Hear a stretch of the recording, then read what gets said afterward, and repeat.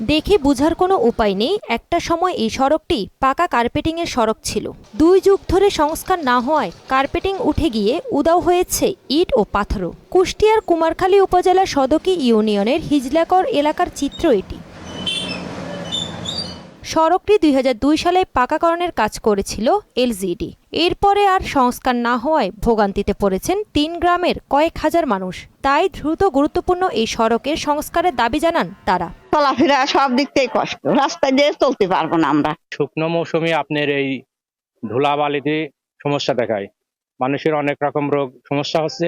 একজন মানুষজন যদি মরে যায় তাহলে রাস্তায় গাড়ি বাড়াতে পারে না। এখানে কোটি কোটি টাকা তারা প্রত্যেক বছর রাজস্ব নিয়ে যায়, কিন্তু রাস্তার কাজ করে না। ছেলে মেয়ের তো বিয়েই করতে যায় না, কোনো মেয়েদের আসতেই হলে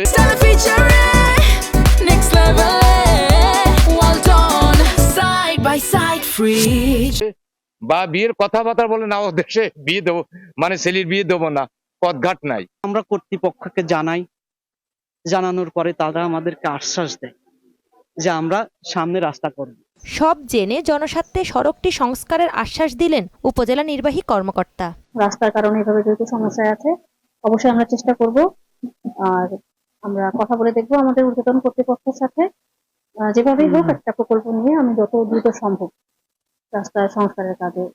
আশ্বাস নয়, দ্রুত সড়কটি সংস্কারের জোর দাবি এখন এলাকাবাসীর।